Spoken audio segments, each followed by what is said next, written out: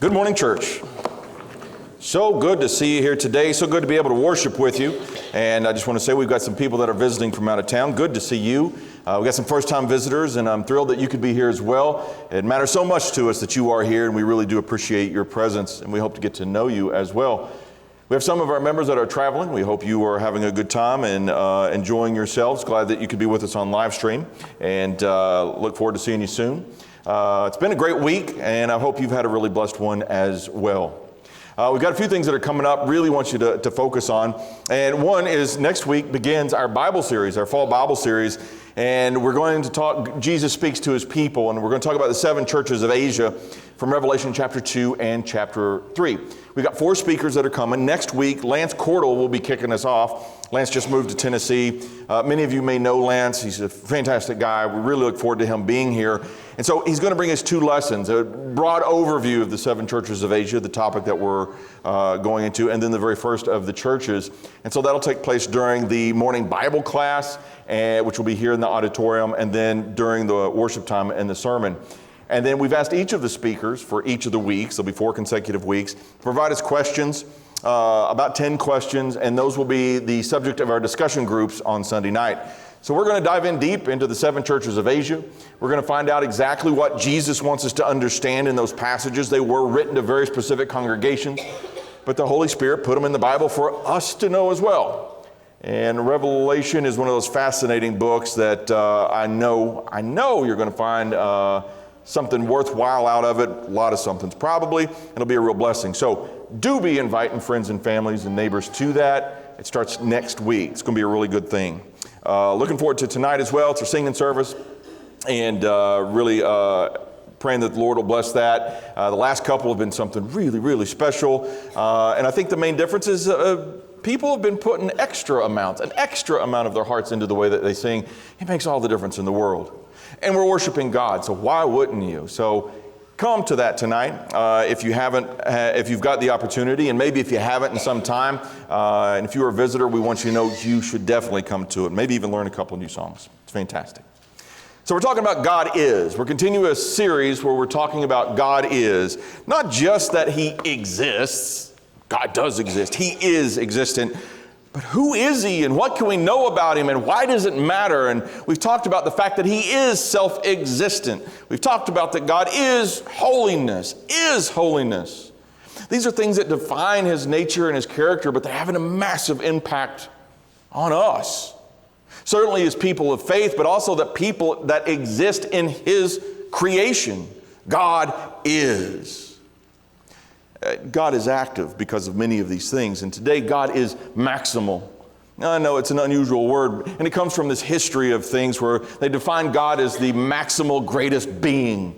God was the maximal greatest being. And that had implications to it as well. Certainly, in comparison to all other things that existed, God would be the maximal being that could possibly exist. That's why we get some of those phrases that we had talked about in recent weeks, that God is that than which no greater can be thought. Meaning he's maximal in terms of ability and capability. Whatever God wills to do that is according to his character and nature, God can do. He is not without those, he is utterly without those limits. He's God, maximal in ability. He's also maximal in opportunity. There's nothing that could restrain God from doing according to his will. The most powerful forces in the universe could not restrain God. He's maximal. He is supreme. He is the Almighty. What does that mean on a day-to-day basis? And how do we come to even try to comprehend what that could look like? Well, God's helped us a lot. And there's things that we can relate to, certainly, that may help us to get there. As I was thinking about it, I thought Star Trek, that might be a place to start. I know you're thinking, man, what a nerd. Yes, unapologetically. Star Trek, not the greatest of the science fiction things, but pretty solid. And they would fly across the universe looking for unexplored worlds, which of course as a kid, how could you not be fascinated with that? To go where no one's gone before? Yes, I'm all about it. And in encountering these beings and how do you interact with them and protect them? Yes, please, give me more. Robots and lasers, of course. There was one character in particular that was guaranteed to say a phrase with a regular basis, and that was Scotty. Montgomery Scott. And he was the chief engineer, and there was this warp drive they had, and they could travel the speed of light, unfathomable speed to go. And they would always get in some kind of a trouble, and the captain would say, we need more, Scotty, we need more power. And Scotty would say that classic phrase, I'm giving her all she's got, Captain. I don't have a Scottish accent. The funny thing is, he's not actually Scottish, the actor, so that's just, I think he's Irish, so it's kind of funny, maybe even Canadian. But they would say that phrase, and everybody like, yes, he's giving her all she's got. Maybe they can get through this, but what if they don't? Because that show, they would kill off major characters, and sometimes those ships would blow up, so maybe this is the time it won't happen. I'm giving her all she's got, Captain. At the core of that was the idea, is this enough to get the job done, to go where they need to go? Do they have enough power? Do they have enough know-how? Do they have enough engineering ability? Can they do it? Well, that's a pretty important question, certainly for a TV show, for a narrative or whatever, but what if we take those same questions and we apply them to our spiritual life, especially when we talk about the one who is at the center of our spiritual life, God. We need to talk about God and understand what it means that he's the maximal greatest being, because sometimes we come in these moments in life and we say, is God enough? Does God have enough power? Does God have enough ability? Does God have enough knowledge? Does God have enough opportunity? And I know on the surface, on paper, we would probably never really say those things or even bring up the questions, but sometimes we act that way, don't we? We act that way. Maybe not even consciously, but there's times when we kind of block God out of our lives and we turn to other answers for the solutions of our problems, at least what we think it should be. And that's really saying maybe God's not enough and this is. Or maybe we say things are hopeless, and that's challenging the idea that God is enough. So it's worth spending time exploring the idea that God is maximal in ability and in opportunity, and whatever he needs to do according to his will, whatever he chooses to do according to his will and his promises, he is maximal. And today what I hope you get from this is the amount of comfort, relief, and freedom, and knowing that this is a truth God has revealed to us about himself. It's a guarantee. There's certainty that exists in this idea of God being maximal. And as his people, man, we should really take as much advantage of it as possible. We get the classic ideas of that God is omnipotent, that he's omniscient, and that he's omnipresent. And if you haven't seen these words before, they just simply mean that God is all sovereign. He has all authority. He is maximal in his authority over all things. That God is omniscient, meaning that he knows all things. Literally, all things. God knows. That he's omnipresent, that his all presence. You cannot restrain the presence of God. If he chooses to be a place, he is the place. And there's no place that you can go to where he cannot get to or is. He's omni. There's a list of others that people give, but these are the three classics. That he is all, that he is maximal.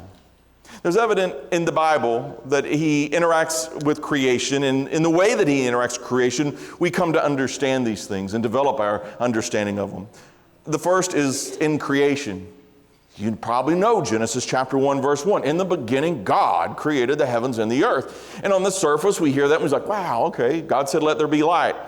And I don't know what you picture when you hear that phrase. I picture things. You may not, but do you picture a candle lighting up? Or do you picture a flashlight turning on? Or do you picture an explosion of light from thousands and thousands of suns throughout all galaxies everywhere? Or do you picture something even bigger? God said, let there be light, and wow, so it was. How mind-boggling is that? That you could utterly will something into instantaneous existence. I do not have that power, and neither do you, and neither has any human, to utterly will something into existence just because you wanted it to exist. What is the capacity of that? And in creation, we can see that there's an immenseness to this, and that should lead us to just revere and look at the magnificence of God, even in that sense of creation. Even in this image that I'm showing you now, it's a minimal picture, which was on purpose, because in that is such complexity of existence of creation.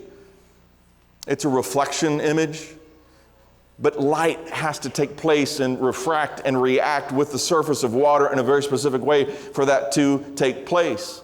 I know you're probably tempted to say, David, someone probably photoshopped that together, and probably wasn't me.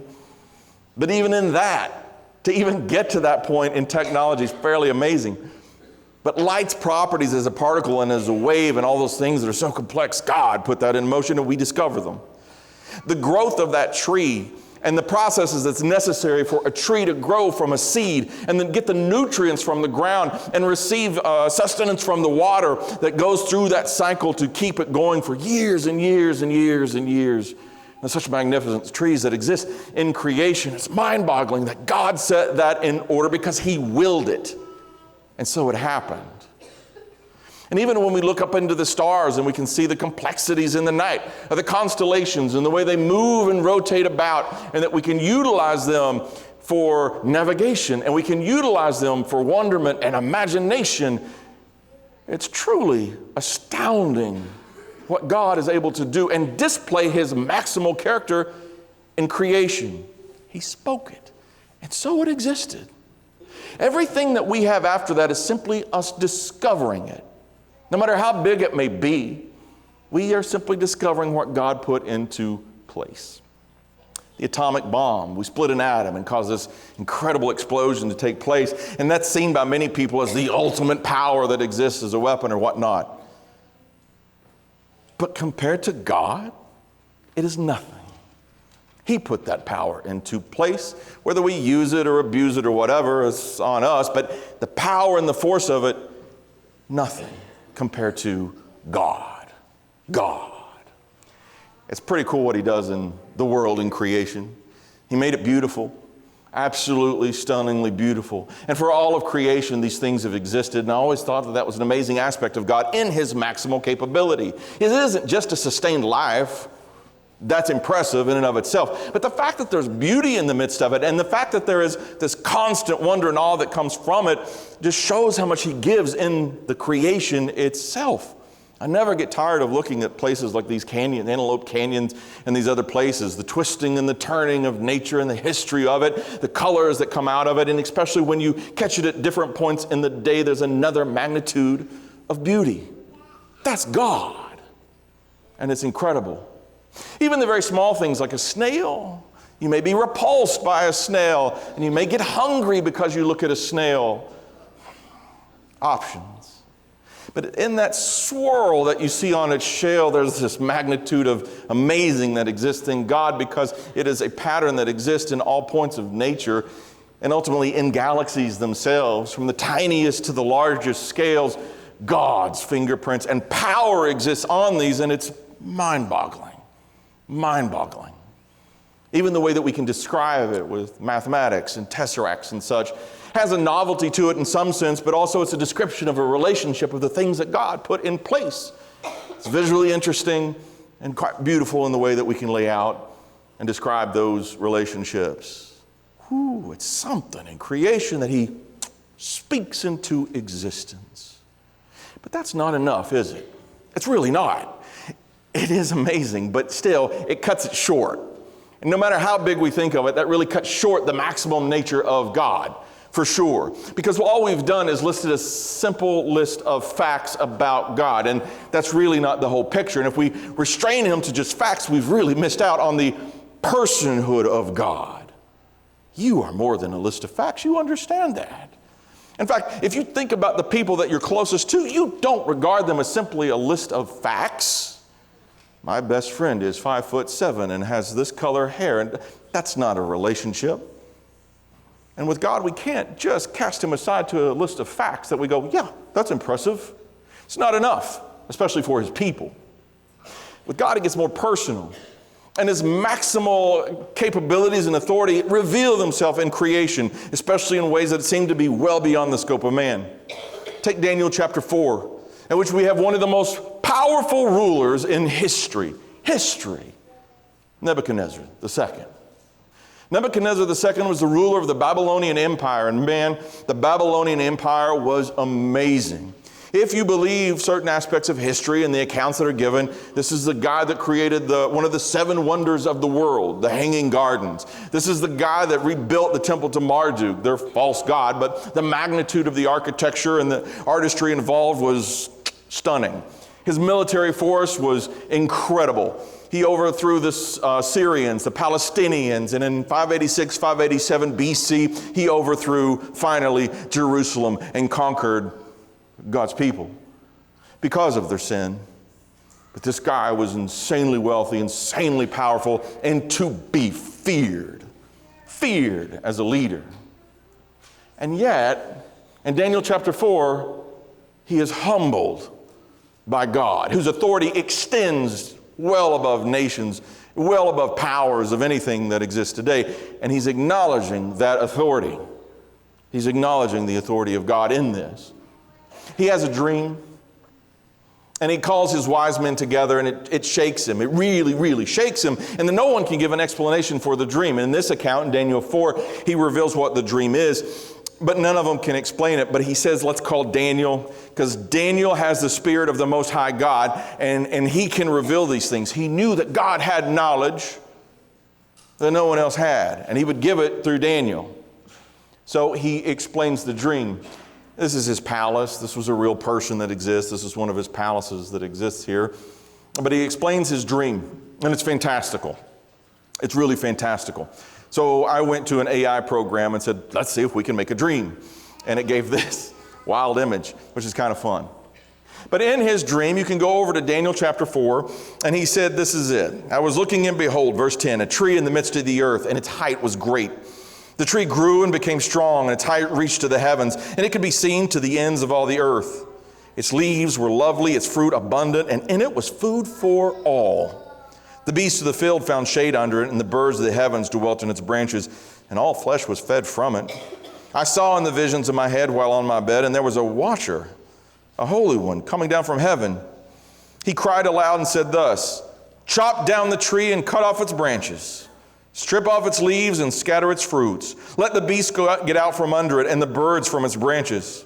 Nevertheless, leave the stump and roots in the earth and bound with a band of iron and bronze. And the tender grass of the field, let it be wet with the dew of heaven, and let him graze with the beasts on the grass of the earth. Let his heart be changed from that of a man, and let him be given the heart of a beast, and let 7 times pass over him. This decision is by the decree of the watchers, and the sentence by the word of the holy ones, in order that the living may know that the Most High rules in the kingdom of men. He gives it to whomever he wills and sets over it the lowest of men. He had no idea what that meant, but he trembled at it because it wasn't good. He knew it wasn't good. And he knew that the only answer would come from God. And so it did. Daniel explains to him that this tree represents his kingdom. And the power and immensity and the provisions that it had, God had given him that. But in this, it was going to get chopped. And there was an effect on him. He was not a humble king. Not at all. He was quite lavish and existed with a pretty high opinion of himself, like a lot of kings are tempted to do. God was going to humble him. And there was not a thing he could do in all of his immense power and wealth to do anything about it. He was wrong in the sight of God. And so God gave him the heart of a beast. And he became like a beast for 7 times, 7 years, they suspect. But it would be given back to him. Would he learn his lesson? Maybe. Hopefully, in some sense. He did send out a decree proclaiming quite a bit about God, that his dominion is an everlasting dominion, and his kingdom is from generation to generation. And all the inhabitants of the earth are reputed as nothing. He does according to his will in the army of heaven, and among the inhabitants of the earth, no one can restrain his hand. It was in this moment that he's coming to the understanding of what the maximal greatest being, he really does have all authority. No matter if you're the most powerful man, he still has all authority over you. He still has all authority over all of creation.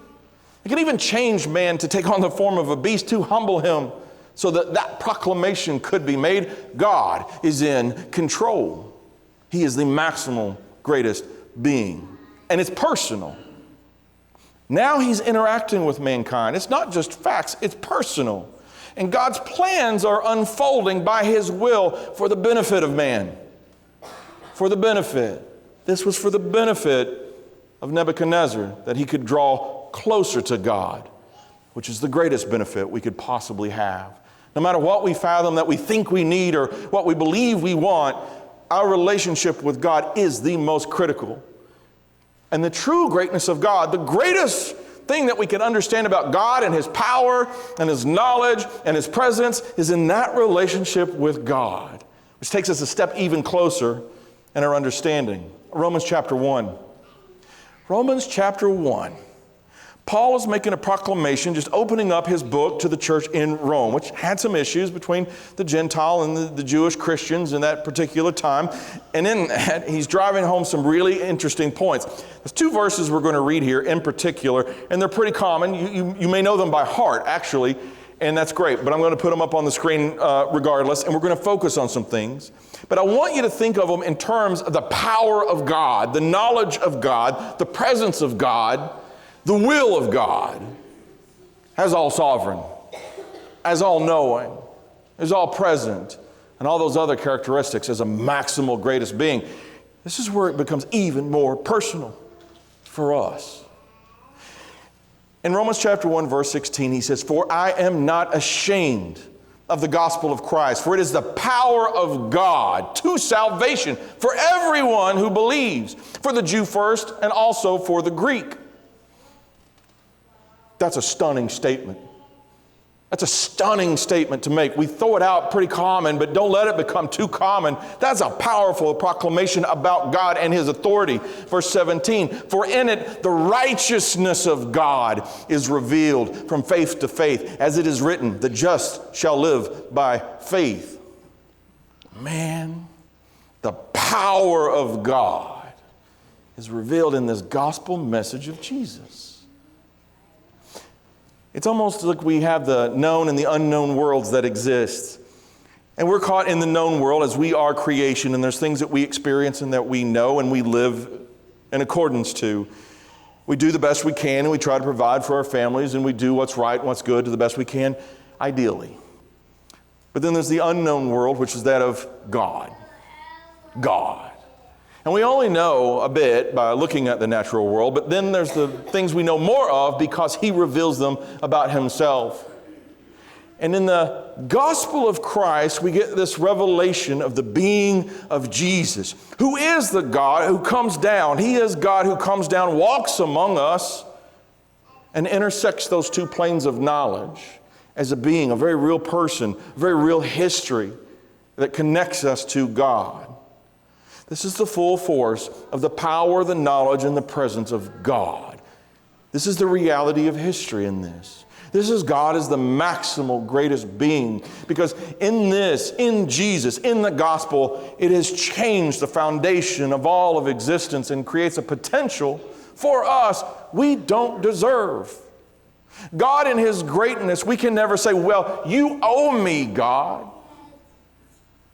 But God gives.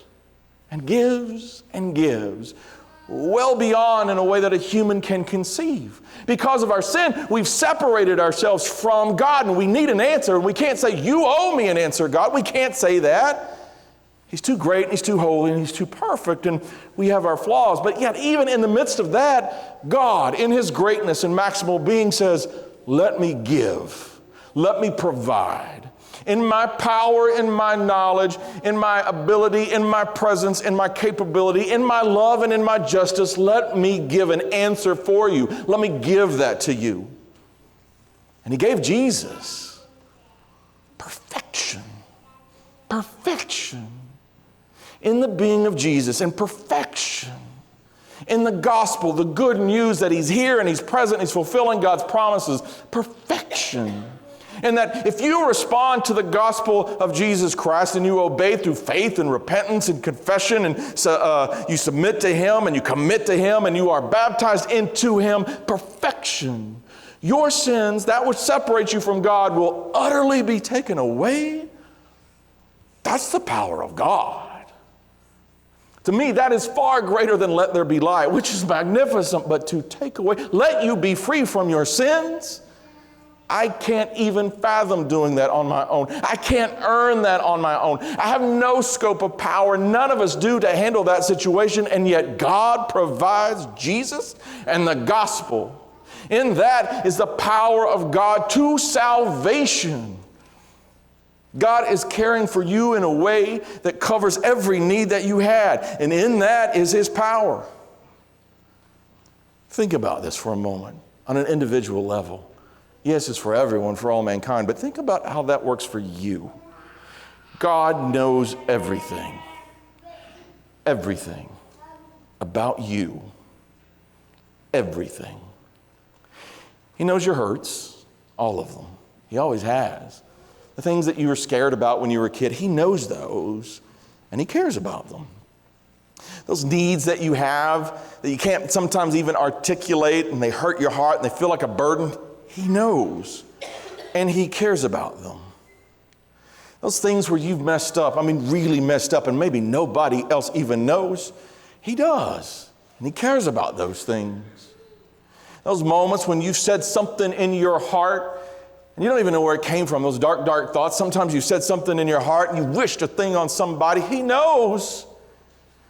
And he knows if you felt shame for it. And he knows if you felt no regret for it. He knows. All the very best things that you've done, he knows. The very worst, he knows. And he loves you, even still. Would you put that kind of trust in humans? I don't think so.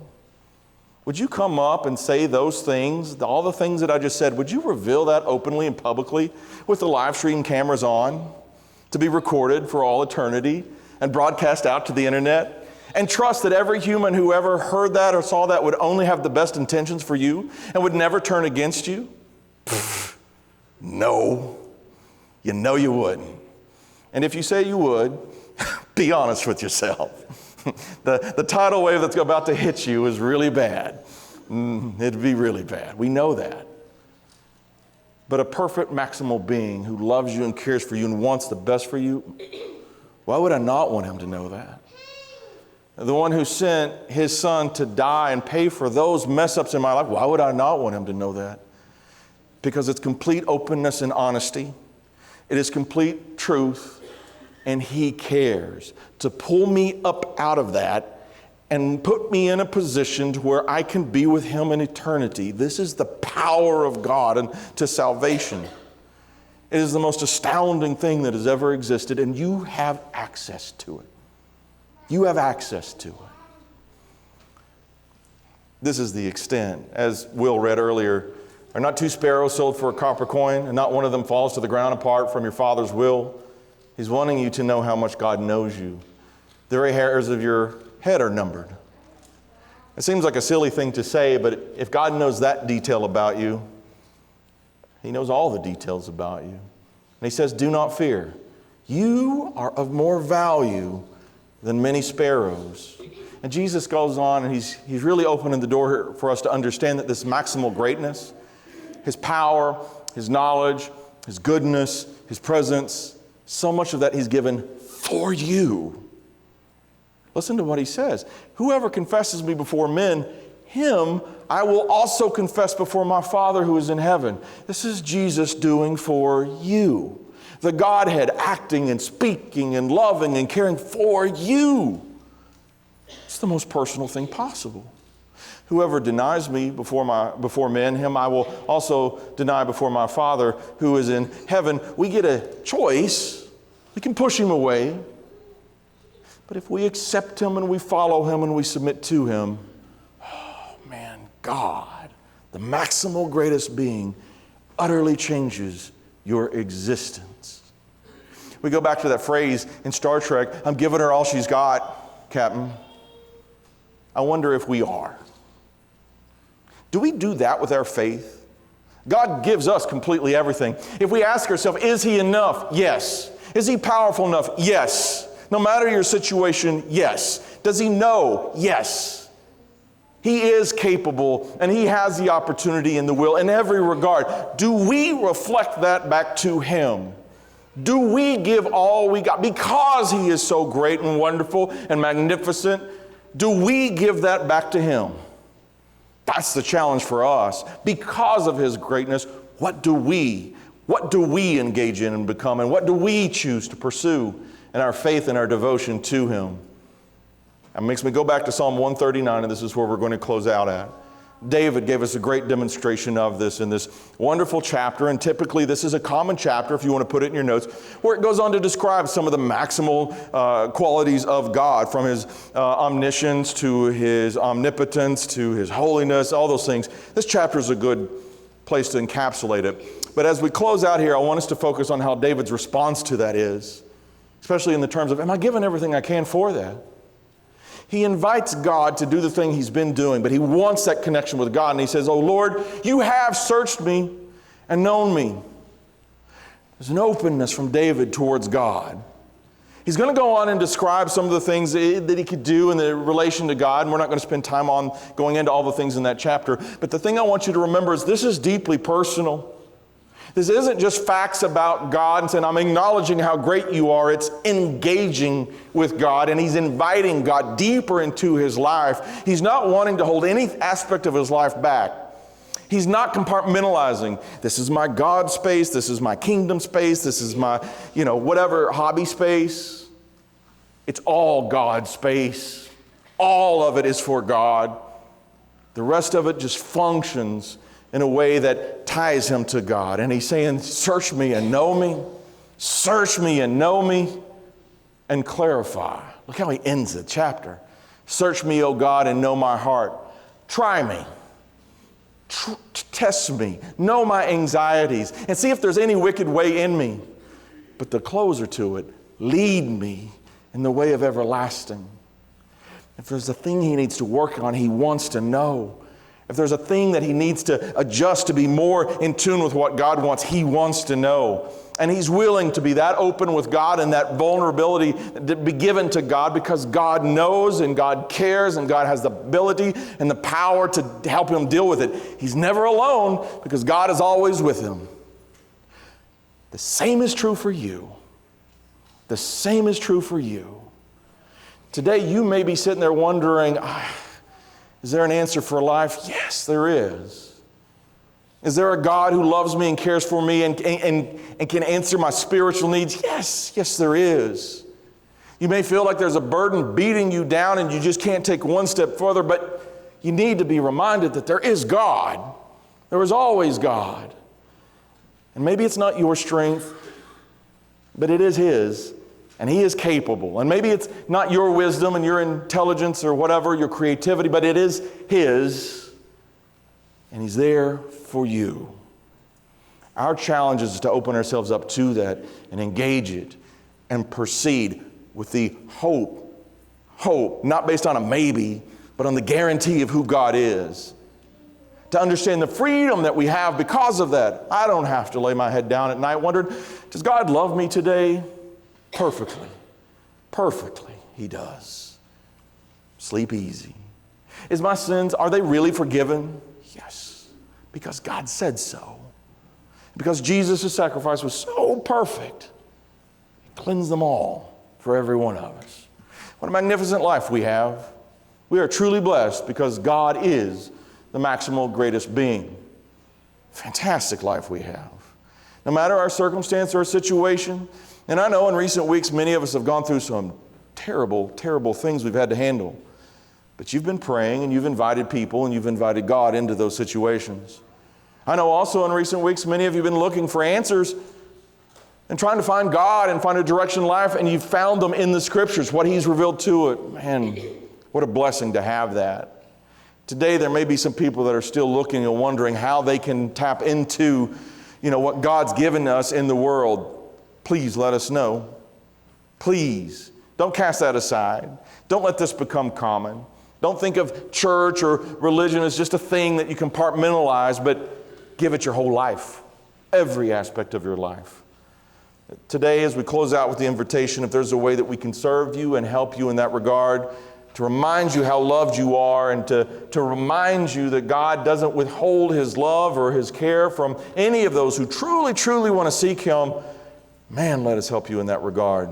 We'll spend time in the Word, we'll spend time in prayer, and we'll be spending time seeking God together. Today, if there's any way we can help you, please let us know as we stand and as we sing.